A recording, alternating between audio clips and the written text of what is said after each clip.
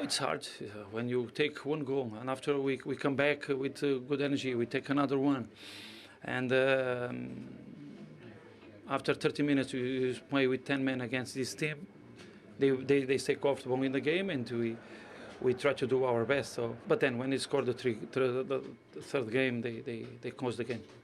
We have a really, really good side, really won, and I know how difficult it is to come here to win after that situation, especially Champions League. But we start well, scoring a goal. Yeah, apparently after second and the red card, there was controlling when it was less control in our game. We could not take the balls. They were incredibly aggressive. They had a good spell, didn't they? They seemed to play better with 10, yeah, certainly for a while in the second half. Definitely. They were close to 1-2, the 3-0. It's always nice, to get an early goal. I think that must be my quickest I've ever scored in my career. So, once you've got the goal, your confidence is much higher, and I think I needed that, So, yeah, like I said, it's a good day. Yeah, positive one. It's your favourite subject, obviously, Jack Grealish.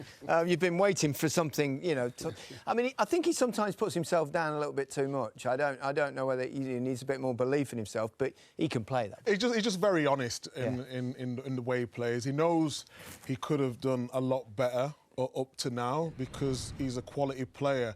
But I did think today he was really good. This is the Jack Grealish we know and love. And it started off very well. He gets his goal. You see his position wide there. But I always tell him, why don't you get into the box more? Stop waiting for other people. You know the ball's going to come in there. Kevin De Bruyne is going to put them right on the plate for him.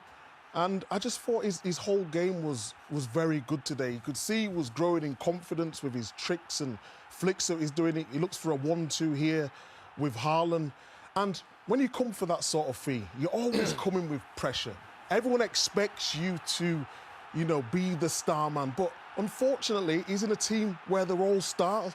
But he affected the game, whether it was on the ball, off the ball. You see him there creating space. This was a red card. It's just, I don't think there's any complaints there with Collins going in there. Just see, catches him on his thigh there. But he was a menace all afternoon. And I liked his game today because he was getting the ball deeper. And instead of hanging out on the left wing where he goes either way and then comes back and passes back, today he had a little bit more spark about him, a little bit more confidence, a little bit more central where he could affect it.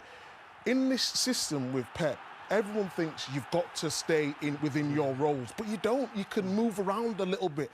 And I think today he found his best form when he was just playing a little bit more freely. Yeah, it's good that he's finally listening to you then, Michael. Well, no, yeah.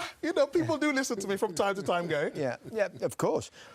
Pep said he was quite praiseworthy of Wolves, particularly with 10 men. He said that, and he had a point. But they are struggling to score, aren't they? Yeah, you know what it is? It's just that final third. Like a few teams just struggling in that final third. But the quality they have in the squad. The footballers they have in the squad, they play some really good stuff. In and around the central third of the pitch, they'll always get themselves into good positions. Now, they get in this position, there's nobody in the box. Nobody's actually really working hard to get into them goal-scoring positions. They want to play a pass to somebody, nothing's on. They have to take the option on their own, and that happened 4 or 5 times today. You've got the 2 midfield players there. Work hard, get into the box. Help your forwards out. Again, the shot was on the angle and nothing came of it at all. There was a couple of times when Podence got on it here. He's thinking, can you get past your fullback just to help me out a little bit? Really work hard again.